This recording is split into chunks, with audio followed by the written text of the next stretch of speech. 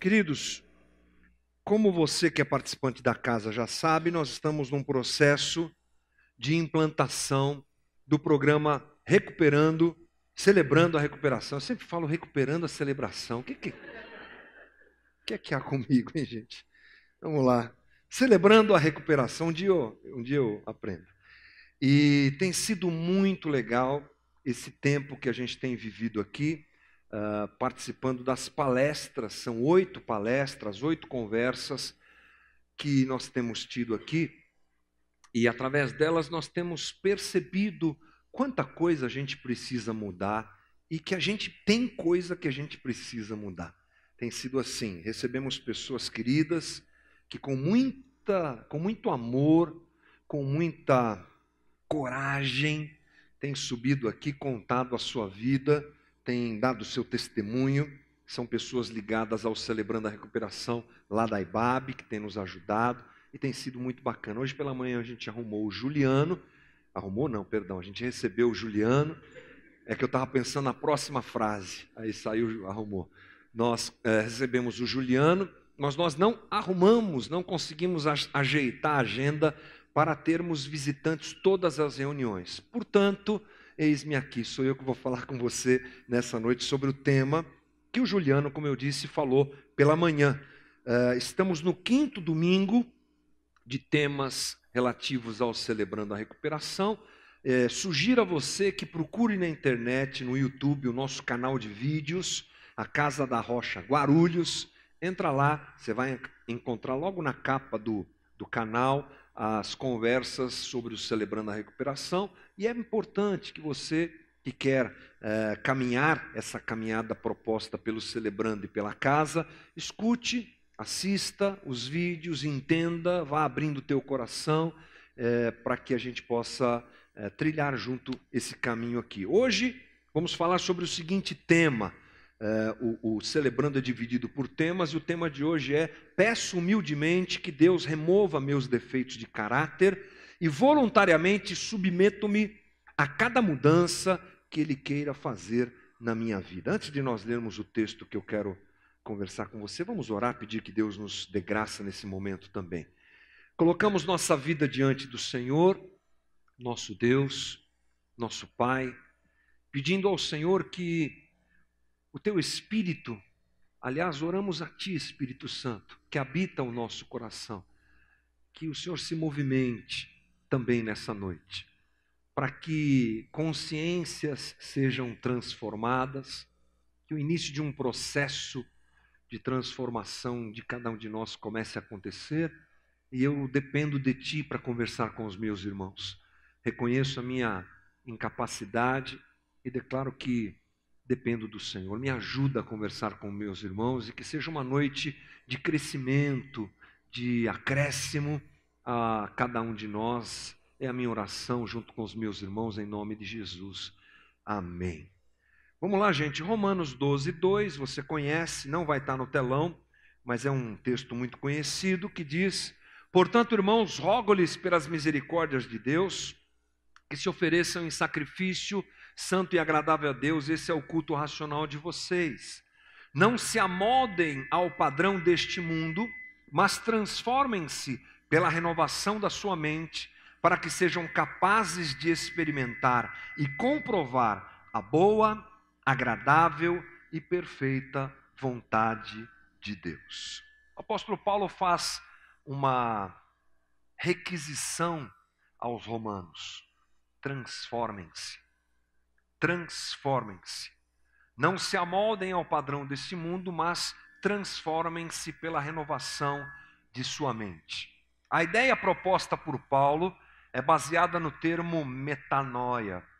O termo metanoia é um termo grego que quer dizer não só arrependimento. Ele geralmente na tradução bíblica você tem esse termo traduzido como arrependimento. Quando você encontra João Batista dizendo arrependam-se, ele pregando antes do aparecimento do Cristo, que já está junto com ele, mas ainda não começou seu ministério. João Batista está enfatizando que o Cristo já está entre eles e tal, convocando os judeus ao arrependimento. Quando ele diz arrependam-se, ele está usando esse termo, metanoia. Geralmente na Bíblia a tradução é essa, mas o termo tem coisas a mais. Aliás, o grego é fascinante por isso, não é? Estudar o texto grego bíblico é maravilhoso, porque você começa a perceber coisas que no português a gente não consegue alcançar. A ideia de metanoia não é só um arrependimento, mas é uma transformação de mente. É uma expansão de mentalidade, uma ampliação de entendimento. Quando isso acontece, realmente é um caminho de transformação. Uma grande dificuldade que nós temos é que nós geralmente queremos tratar os sintomas de uma mente pequena. Vou usar esse contraponto à metanoia.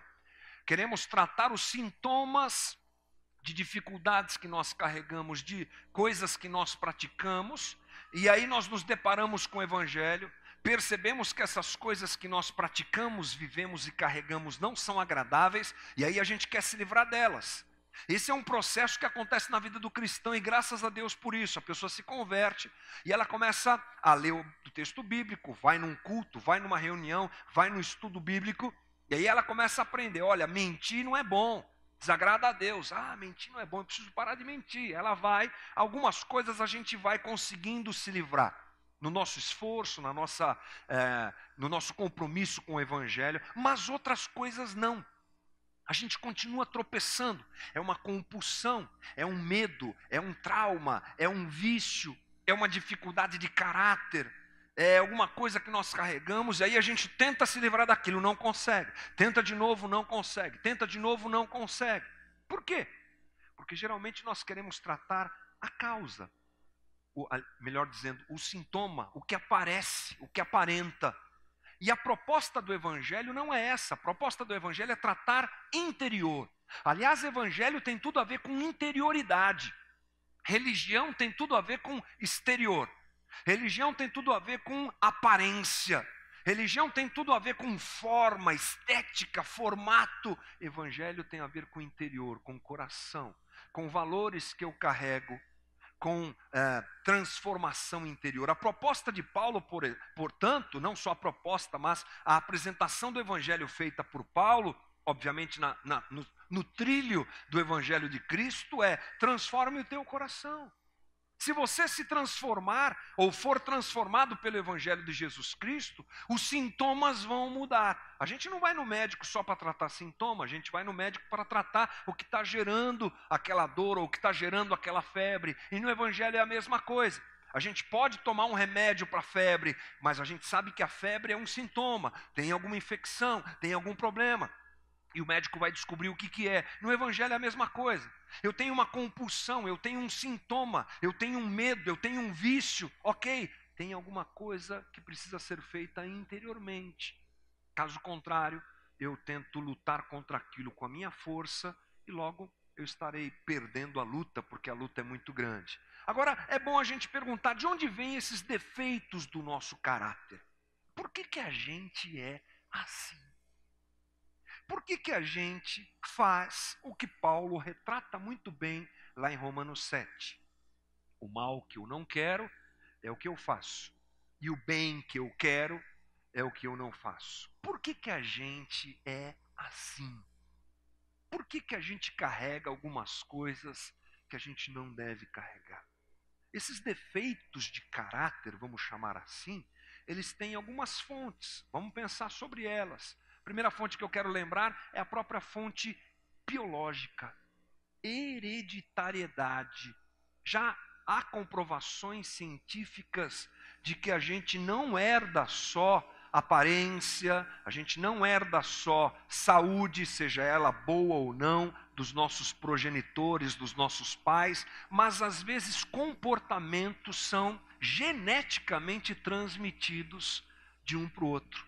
Isso é uma comprovação complicada para a gente pensar. Ela não pode ser uma desculpa para a gente continuar fazendo o que a gente faz, mas é bom saber que muitas vezes o que a gente projeta, o que a gente assume, o que a gente faz, pode ser também alguma coisa que a gente carrega da nossa própria formação genética. Mas há alguma coisa também por trás disso que é a nossa própria criação.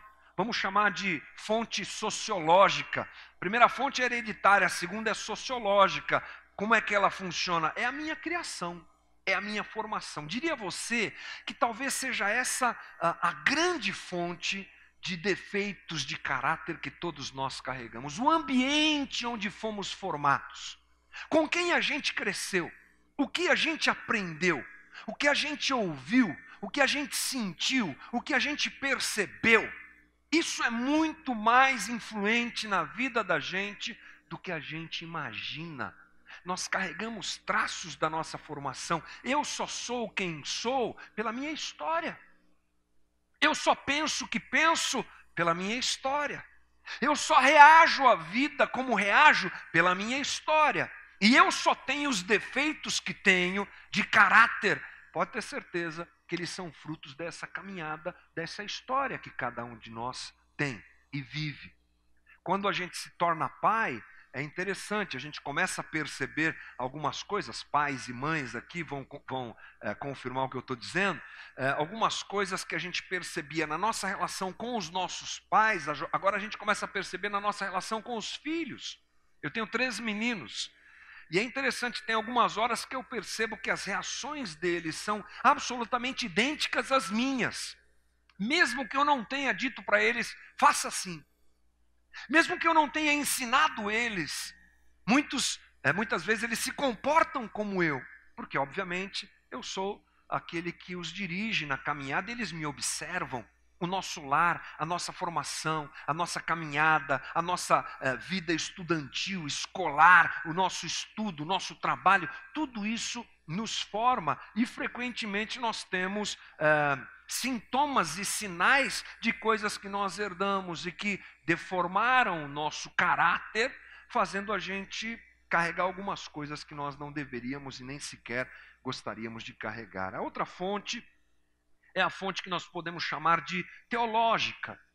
É quando o evangelho ele não teve profundidade suficiente dentro de nós, nos tratando como deveria. Esse processo que a gente está conversando aqui, às vezes nunca aconteceu na minha vida, na tua vida, e a gente, apesar de frequentar uma igreja, apesar de se relacionar com Deus na nossa religiosidade, digamos assim, carregamos, por não termos ainda nos aprofundado nessa relação, coisas defeituosas e que não são combatidas, que não são confrontadas e que geralmente trazem um grande estrago para a nossa vida. Defeitos de caráter que são frequentemente qualidades positivas, sendo usadas de maneira equivocada, por conta da nossa falta de entendimento teológico do Evangelho de Jesus Cristo. É aquela coisa que muitos de nós vivemos, quando você vive o Evangelho na superficialidade,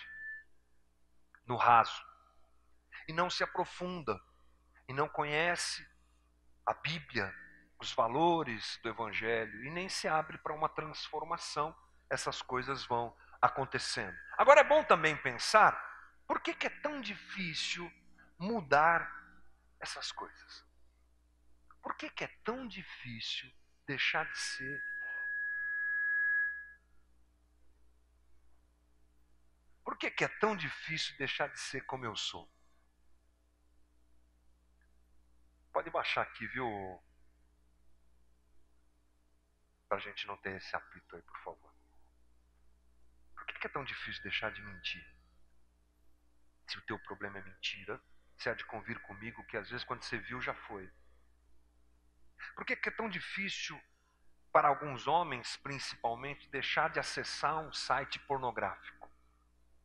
É um tipo de compulsão que a gente tem falado algumas vezes aqui nas conversas do CR. Por que é tão difícil parar de ser egoísta como a gente às vezes é? Por que é tão difícil? Da onde vem essa dificuldade? Eu acho que a primeira coisa para a gente compreender, e que esclarece bastante de tudo, é que a gente é pecado. Não, a frase não está errada, é isso mesmo. Nós somos pecado. O crente deve conhecer a história bíblica. e não só as histórias da Bíblia, mas a história bíblica, a compreensão de onde saímos e para onde estamos e para onde estamos indo, para o cristão é fundamental.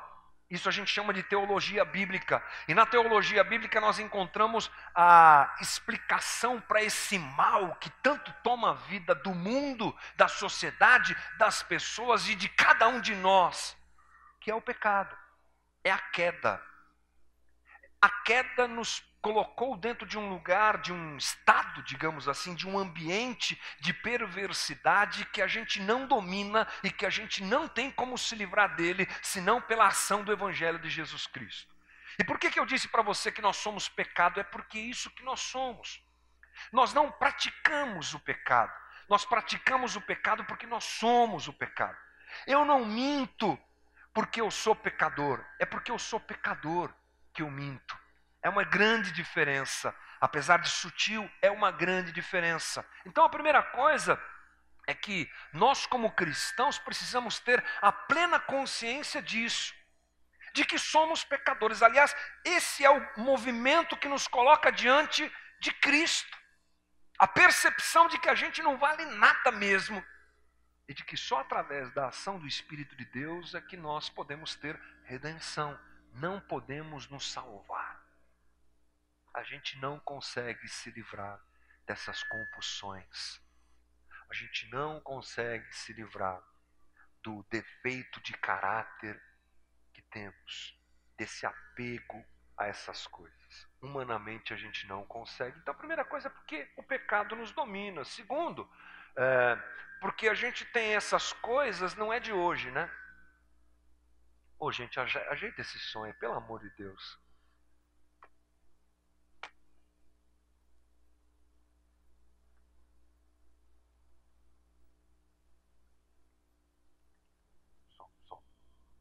A gente tem essas coisas porque elas não aparecem na vida da gente.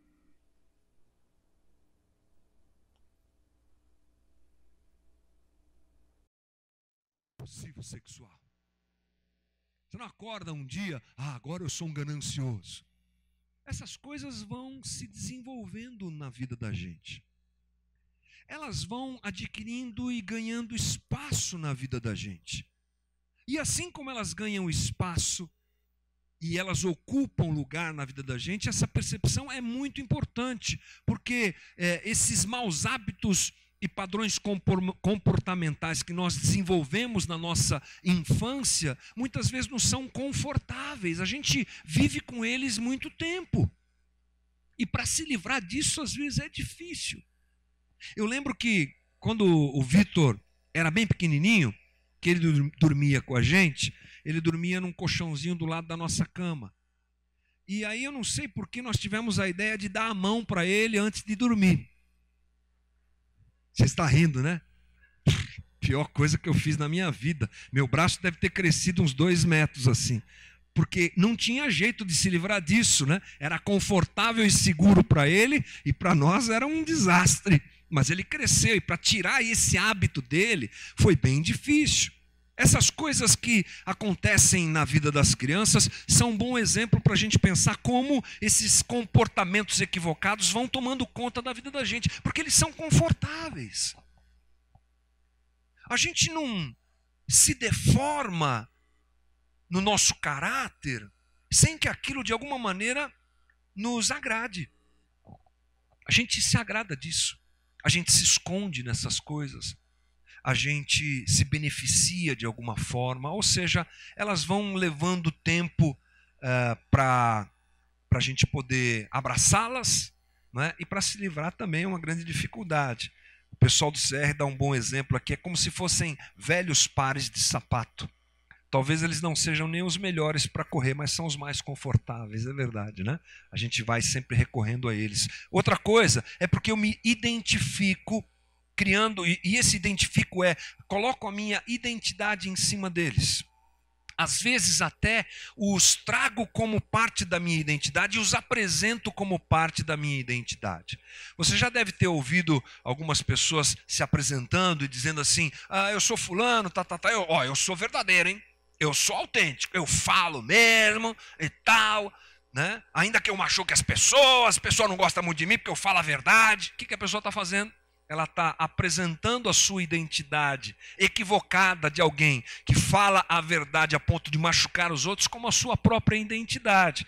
A pessoa agasalhou aquela deformidade de caráter como parte da sua própria vida, não é? Essa é a maneira como eu sou. Você gosta de mim assim ou não? Ou a gente diz isso para a gente mesmo, na luta que a gente vai tendo contra essas dificuldades de caráter. Ah, tudo bem, né? Mas o outro tem o seu defeito, eu tenho o meu, esse aqui é o meu, deixa eu ficar com ele aqui. Eu abraço aquilo como a minha identidade. E também, em último lugar, muito bem colocado, é que esses defeitos de caráter nos recompensam. Eles nos recompensam. Você sabe como é que você ensina um animal a fazer o que você quer que ele faça, né? Minha cadelinha dá a patinha lá em casa. É uma cadelinha vira-lata, rasga-saco, né? Como a gente fala. Mas é o xodó da casa, a Mona Lisa. Aí a gente chega lá, Mona, dá a patinha, ela já levanta a patinha. Ela não chegou em casa fazendo isso, chegou pequenininha, mas a gente ensinou. Eu peguei lá a ração e fui brincando com ela. Dá a patinha, dá 2, 3, 4 vezes que eu fiz, ela aprendeu. E hoje ela levanta a patinha e já fica esperando o negócio. Cadê a recompensa? Nós funcionamos de uma certa maneira dessa mesma forma, né? Todo defeito tem uma recompensa. Eles mascaram a minha dor, eles me dão uma desculpa para fracassar, e eles podem compensar a culpa que eu sinto na minha vida, eles podem me dar atenção. Meus defeitos muitas vezes me permitem controlar as outras pessoas, ou seja, às vezes a gente se identifica com aquele defeito de comportamento, de caráter, porque ele de alguma maneira me consegue aquilo que eu quero. Há pessoas que, por exemplo, são a coitadez encarnada, né? Coitadez encarnada, está sempre com aquela cara de coitado, tudo que acontece, você tem que lidar com isso e tal. Provavelmente a caminhada que gerou esse comportamento, esse desvio de caráter na vida da pessoa foi que ela conseguiu a atenção que ela queria. Carente de atenção, percebeu que se comportasse como um coitado, ela teria a atenção das pessoas, pronto. É a recompensa que ela tem, e aí por diante. Alguns têm uma paz de espírito que procuram quando vão para a sua compulsão. Não é? É um fumante que fuma esperando preencher alguma coisa e satisfazer aquela ansiedade que ele tem. O outro que é preso nas drogas, e você sabe muito bem as histórias por aí, dessa mesma necessidade, ou seja, tem uma recompensa por trás. A gente não tem tempo de falar de todas elas aqui, nem é o propósito da nossa conversa, mas a ideia é que talvez cada um de nós comece a fazer esse inventário a partir de cada conversa, percebendo qual a recompensa que o meu desvio de caráter me proporciona. O que é que ele me dá, que eu tanto gosto e que tanto me faz bem. Portanto, diante dessas coisas expostas aqui, a gente pode saber o seguinte: é uma guerra mesmo. É uma grande dificuldade mesmo se livrar do problema. É uma grande dificuldade parar de fazer o que eu faço e reagir de maneira adequada ao Evangelho e à proposta do Evangelho de Jesus Cristo. E é essa caminhada que, dentro do Celebrando a Recuperação, a gente quer que aconteça com cada um de nós. Um movimento de resistência a esses problemas e um trabalho coletivo onde o Espírito Santo de Deus vai também trabalhando na nossa vida para que sejamos transformados. Como é que eu devo me comportar, portanto? É uma boa pergunta. Para que esse processo comece a ser desmontado na minha vida. Crendo que Deus vai me ajudar nisso, qual é a minha parte? Uma coisa muito boa para se pensar é que a gente não se livra dessas coisas com pozinho de pirlim-pim-pim, ou oração forte, ou óleo ungido de Israel. Não funciona. Essas coisas demandam embate, combate, persistência, processo. Não é uma coisa que a gente se livra a vida toda e às vezes a gente não se livra. A gente só consegue dominar aquilo e colocar aquilo no seu devido lugar. Mas há uma parte que cabe a nós. Uma parte que é necessária a nós. Que parte é essa? Bom, é a transformação da mente que é feita por Deus trabalhando a nossa vida para que a gente saia do piloto automático. Gostei dessa ideia do estudo do CR. Um piloto automático. Um piloto automático que tem como programação me levar para a esquerda. Né? O barco vai indo para a esquerda, o carro vai para a esquerda, e eu sei que para a esquerda não é bom. Eu tomo o volante, tomo o leme do barco e me esforço e vai, aperto e puxo para cá. Não, ele tem que ir para a direita. Ele vai, mas chega uma hora que eu me canso todo, que eu solto o volante, solto o leme, ele volta para a esquerda. Essa é a luta diária que nós temos. Mas ela é importante. Eu quero colocar para você algumas maneiras de trabalhar essa mudança no nosso jeito de ver as coisas, permitindo que o Espírito Santo de Deus trabalhe em nós. Essa é a parte que nos cabe. Primeiro, concentrar-se em uma mudança de defeito, de um defeito de cada vez, melhor dizendo. Provérbios 17, 24 diz: o homem de discernimento mantém a sabedoria em vista, mas os olhos do tolo vagueiam até os confins da terra. A realidade é que quando a gente começa a pensar nessas coisas, a gente encontra uma série de defeitos na gente. Você sabe que o CR, num primeiro momento a gente não vai ter isso aqui, mas nas igrejas e comunidades maiores que têm estrutura, eles têm salas para vários tipos de compulsão. Codependência emocional, violência e abuso sexual, traumas psicológicos, problemas de ordem sexual, compulsões, vícios. Eles têm lá, por exemplo, a IBAB, que é um grande lugar para isso, tem muitas salas. E a brincadeira é, quando as pessoas começam a tomar pé dessas coisas, a brincadeira é, quando é que a lista vai chegar para eu perceber qual deles eu vou, né? Porque todo mundo tem um monte de salas para ir, tem um monte de coisas para combater. Eu me identifico com isso, com isso, com isso, com isso, com isso. Ok, e esse é um processo, acho que até saudável, a gente olhar para a gente e perceber que a gente tem um monte de coisa para se livrar. Mas, no início do processo, o que é importante? Eu identificar uma das coisas e lutar contra aquela coisa.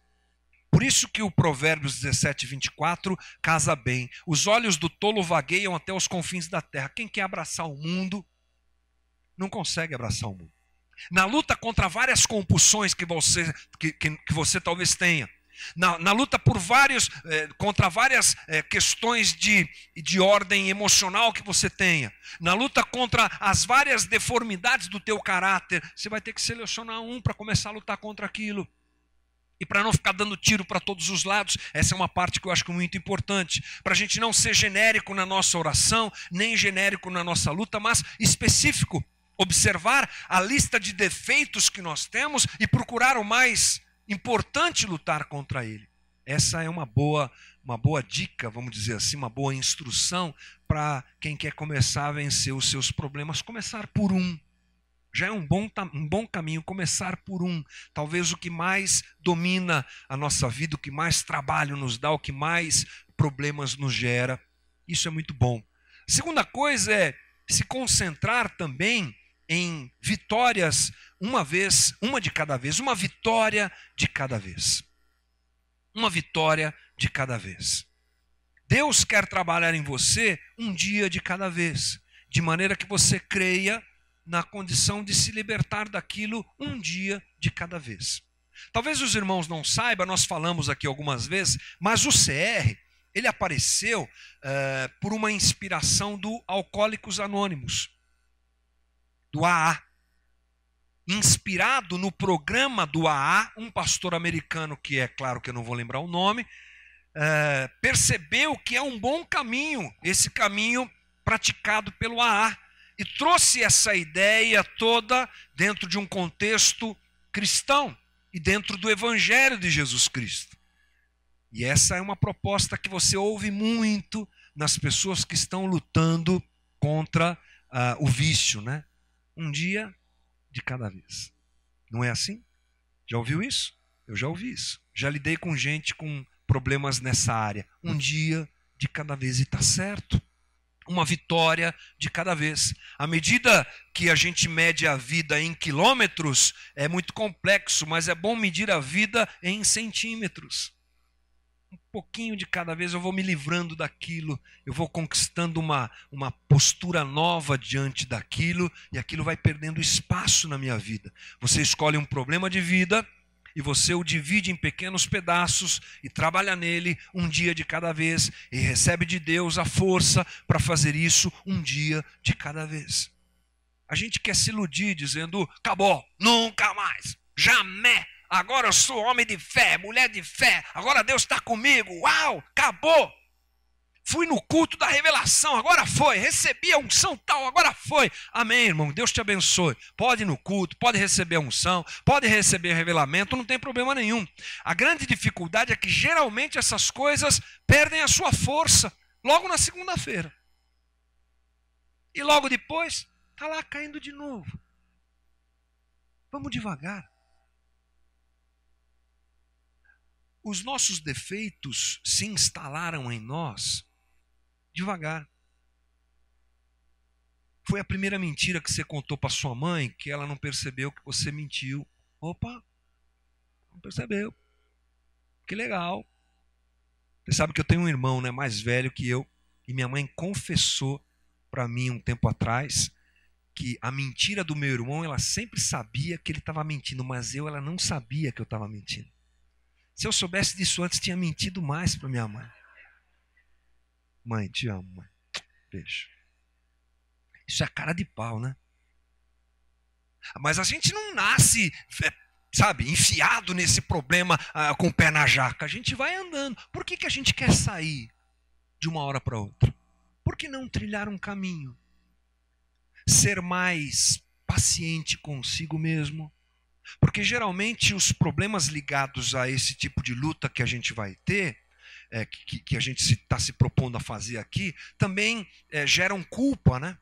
Ah, eu vou me livrar disso, agora acabou, eu estou ungido, aleluia, vamos embora, agora vai. Quando cai, rapaz, é um forró-bodó.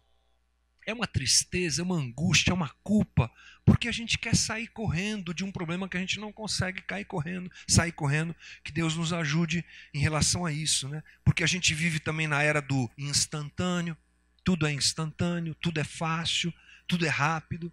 A gente vive na era da performance, você tem que ser assim, você tem que ser assado, você tem que ser assado, tudo assim, muita pressão, é pressão, e a gente quer trazer isso para a nossa realidade de vida com Deus e com os nossos problemas. Eu não posso dizer para você que Deus não é poderoso para te fazer se livrar de um problema de deformidade de caráter de uma noite, de um dia para o outro. Pode. Porque Deus é Deus, né, irmão? Né? Talvez você conheça algum exemplo ou tenha na tua história um exemplo de, olha, eu venci isso aqui de uma noite para outra. Acabei, larguei o cigarro, larguei a bebida, larguei a compulsão, larguei isso, larguei aquilo, parei de fazer, acabou. Ok, amém, que bom.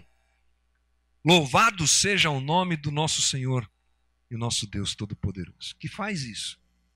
Mas geralmente a coisa não funciona assim. E a gente precisa aprender a lidar com a possibilidade da dificuldade diante disso. Concentre-se no poder de Deus e não na tua força de vontade. Uma outra dica importante. Porque a nossa força de vontade é limitada. Aliás, já falei alguma coisa sobre isso, né? Se a força de vontade funcionasse, a gente já teria mudado naquilo que a gente já identificou que a gente precisa mudar. Identificou que precisa mudar, e agora? Não, agora eu vou fazer, fala 3 vezes, vou fazer, vou mudar.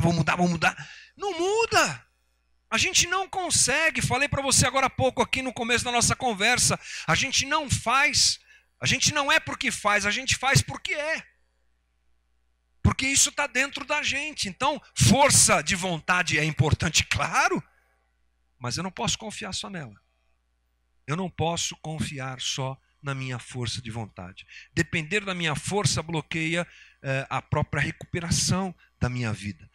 Quando eu digo eu posso resolver isso na minha vida, posso lidar com esse problema, posso fazer isso por mim mesmo, realmente eu estou bom, esse problema não é tão grande assim, é um problema grande porque você ainda o tem. E é importante saber lidar com ele, colocando-se no seu devido lugar, de fraco, de limitado, de alguém que quer, mas não consegue, e assim a gente conta com a misericórdia de Deus.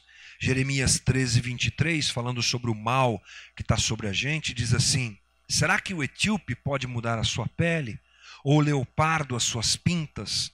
Assim também vocês são incapazes de fazer o bem. Vocês estão acostumados a praticar o mal. E uma boa notícia é saber que se nós não conseguimos em nós, nós conseguimos nele. Amém, irmão? Aqui tem uma boa notícia para te dar.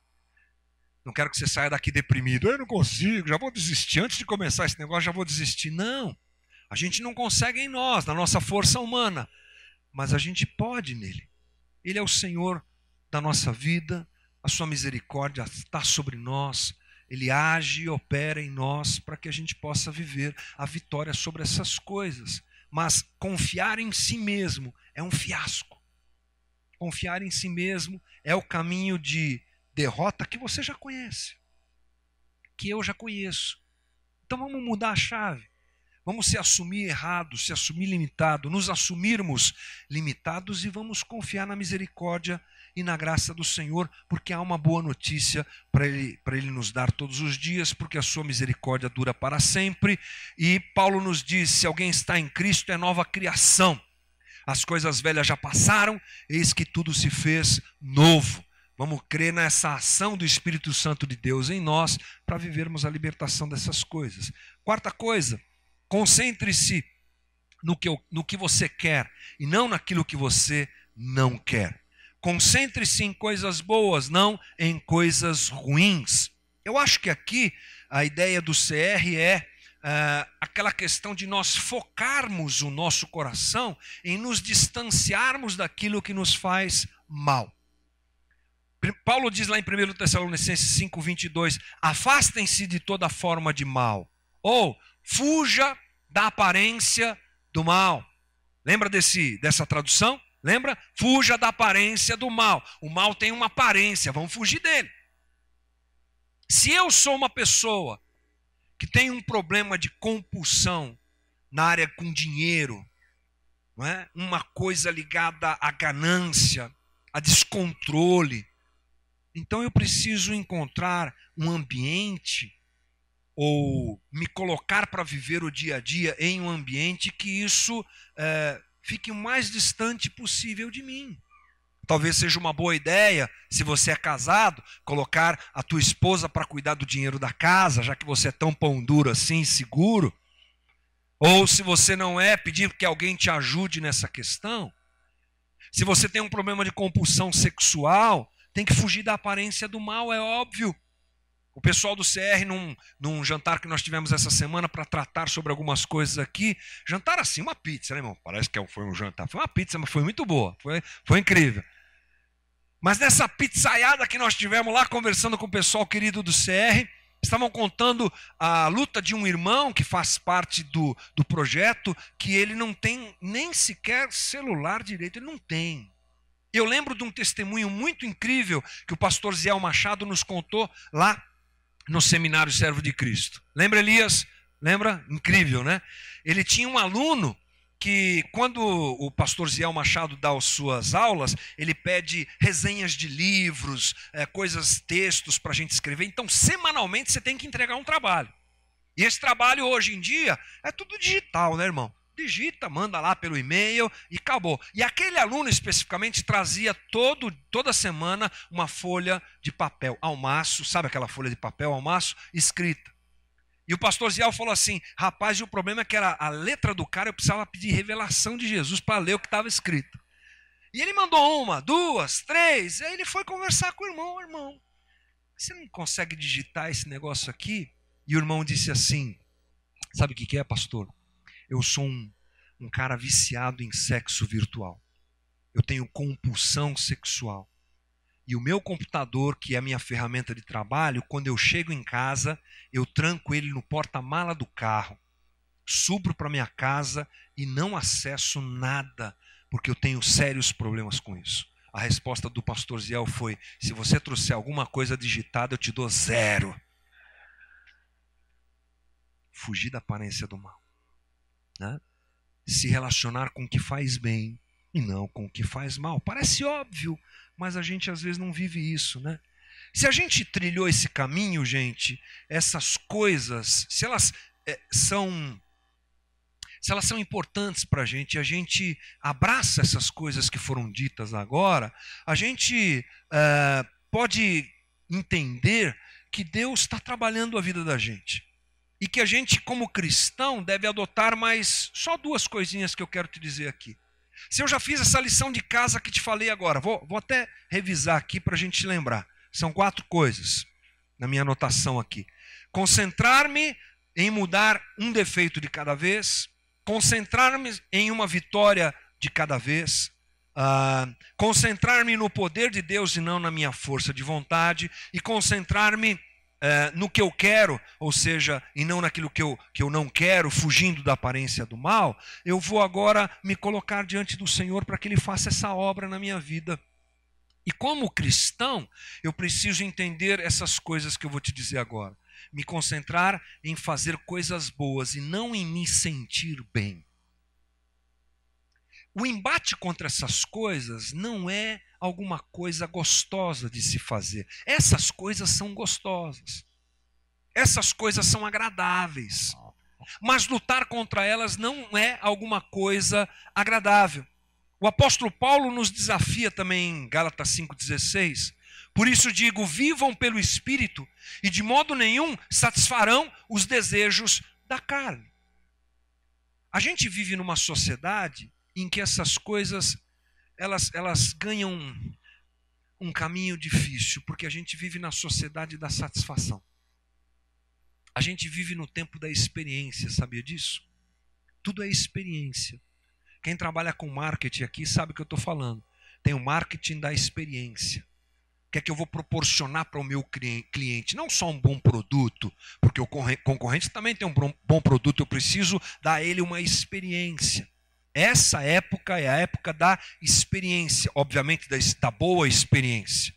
As igrejas entraram também nesse caminho, tentando provocar as pessoas boas experiências. Não que você tenha que se sentir mal diante de uma reunião como essa aqui, mas evangelho muitas vezes nos confronta. Aliás, ele faz isso mesmo. Ele nos confronta. E a gente, quando está lutando contra essas coisas que nos fazem gostar delas, elas são boas para nós, precisamos pensar em não fazer coisas boas, mas não, aliás, em fazer coisas boas e não me sentir bem. Que a minha concentração não seja a minha satisfação, mas fazer o que é correto. Ainda que fazendo o que é correto, isso doa, isso incomode, isso entristeça, isso me confronte, isso de alguma maneira não me agrade, porque isso é evangelho. As mudanças de comportamento, elas frequentemente não são bem-vindas. Veja aí meus amigos e amigas que querem fazer dieta para perder peso. Começo de ano é época que todo mundo quer fazer dieta, vamos fazer dieta. É a época das dietas, maravilha. No começo tem aquela boa vontade, aquele desejo, mas você vai ter que comer o que você não gosta. Você vai ter que malhar o quanto você não quer malhar. Você vai ter que fazer caminhada quando estiver chovendo e você não gosta. Essas coisas. Confrontar situações interiores é a mesma coisa. Eu vou ter que dizer não, ainda que eu queira dizer sim. Ainda que eu fique salivando por aquilo que eu gosto de fazer, eu vou ter que enfrentar aquilo e dizer não. Isso não é tantas vezes agradável. Outra coisa, me concentrar em pessoas que me ajudam e não naquelas que me atrapalham. Paulo diz em 1 Coríntios 15:33, não se deixe enganar, as más companhias corrompem os bons costumes. É óbvio, né, gente? É óbvio, mas a gente precisa falar. Com quem é que eu vou me relacionar? Com quem é que eu vou andar? Com quem é que eu vou compartilhar minha vida? Quem é que quer realmente ver o meu bem? Na luta contra o alcoolismo, por exemplo, por ter uma situação como essa dentro da minha casa, dentro de casa, dentro da família, a gente percebe que essa é a luta das pessoas. Porque a pessoa que está lutando contra o alcoolismo sempre tem alguém para pagar uma. Sempre tem alguém para pagar uma cerveja. É a coisa mais fácil do mundo. Sempre tem alguém para convidar para ir para o boteco. É coisa impressionante. É uma obra demoníaca mesmo, a gente pode dizer. Se eu estou querendo me livrar de alguma coisa, deixa eu andar com gente que me ajuda. E os que me atrapalham, vou deixar um pouquinho de lado ali, porque a preocupação que tenho agora é ter a minha vida transformada. E outra coisa é não me concentrar na perfeição, mas no progresso do dia a dia. Eu achei bem oportuna essa colocação. Se eu estou lutando contra as minhas compulsões e deformidades de caráter, eu não posso pensar em perfeição, mas em progresso. Muito legal isso. A gente observa na relação que Jesus tinha com os seus discípulos, que a perspectiva de Jesus não era por homens perfeitos. Você já viu quem Jesus chamou para andar com ele? Só tranqueira. Já diria meu amigo Zé Bruno nos seus exemplos teatrais, que Jesus, num certo momento, pegou o celular e ligou para o pai. Pai, já escolhi aqui os 12. Escolheu? Escolheu, filho? Escolheu os 12. Como é que eles são? Tudo gente boa, tudo bacana, vai dar certo, a obra vai acontecer? Foi o que deu, né? Se olhar lá, só tem tranqueira, né? Publicano, só tem gente enroscada. Mas Jesus caminhou com esses caras e não exigiu deles perfeição, exigiu progresso. Isso é legal. Por que a gente exige tanta perfeição da gente mesmo? Por que a gente se cobra tanto? Sejamos menos com a gente mesmo, mais devagar, deixando Deus operar na vida da gente. E sabendo, para finalizar, que aquele que começou a boa obra vai completá-la até o dia de Jesus Cristo. Paulo, quando escreve aos Filipenses, nesse trecho específico, está falando justamente dessa obra que Deus faz na vida da gente para nos fazer pessoas mais parecidas com Jesus. A gente está em processo, gente. A gente está num momento histórico em que o reino de Deus já está aqui, mas não completamente. Mas está chegando. O reino de Deus já está aqui, não plenamente, porque a gente lida ainda com essas coisas, a gente lida ainda com o mal, com o pecado, mas o reino vem vindo. O rei está voltando. Lembra dessa música? O rei vem vindo. Vou só pregar, tudo bem. Deixa para lá. Mas o rei vem vindo. O reino está vindo com toda a sua completude, com tudo. Tudo convergindo a Cristo. Mas agora o que acontece? O Espírito Santo trabalha na vida da gente para a gente se parecer mais com Jesus. E que bom que aquele que começou a boa obra vai terminar. Que bom que você não está sozinho. Aliás, o CR se presta a isso, né? A abraçar aqueles que querem ter a sua vida transformada, a abraçar aqueles que querem caminhar dentro dessa ideia de ser gente mais parecida com Jesus. Terminando e dando um aviso importante nesse processo, antes da gente orar, a gente está trazendo o CR para cá com a plena convicção de que é Deus que está movendo essa coisa toda. Testemunho para a gente ter o CR aqui é incrível, e hoje eu não vou te dar, mas vou te dar outro dia. Foi Deus que moveu todas as coisas para a gente ter esse programa aqui, eu não tenho dúvida disso. Como um instrumento para aprimoramento da nossa comunidade, de cada um de nós.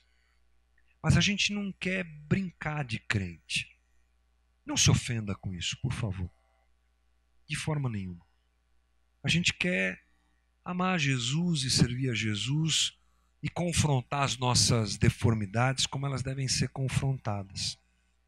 E o desafio do CR é esse, encontrar gente, olha só que coisa, né? Um programa tão lindo que todo mundo fica apaixonado, mas há um desafio, encontrar gente que queira. Porque tem gente que prefere não. Deixa pra lá. Esse defeito aí, dá para conviver com ele. Dá para colocar uma máscara e vambora. Tudo bem, segue a vida, ok. O que a gente vai fazer, né? Cada um escolhe o seu jeito de servir a Deus e de viver o Evangelho de Jesus Cristo. Se o teu desejo é realmente confrontar essas coisas, você está convidado a começar a participar do CR, que vai se implantar como programa mesmo no metade do mês de abril. Até lá a gente ainda tem palestras como essa. Mas a partir da semana que vem, domingo que vem, a gente já tem aqui a ficha de inscrição. Porque a primeira coisa que nós vamos fazer quando acabarmos as palestras serão o grupo de passos, que o pessoal do CR chama. Grupo de passos. Um grupo que vai ser formado, homens e mulheres separados, uma vez por semana, se colocando para serem discipulados e ajudados, não discipulados naquela que um é melhor que o outro, não, numa condição bem igual mesmo, dos facilitadores, e vai ser um instrumento de Deus na vida de quem quiser ser transformado por esse programa e por esse projeto. Aliás, por Deus através desse programa e desse projeto. Que Deus nos ajude. Então, a partir da semana que vem, você já tem à tua disposição essas fichas, mas eu creio que mais do que fazer inscrição, qualquer coisa, o nosso coração é que tem que ser transformado. Amém? E essa é a minha oração nessa noite. Eu quero te convidar a ficar de pé para nós orarmos juntos.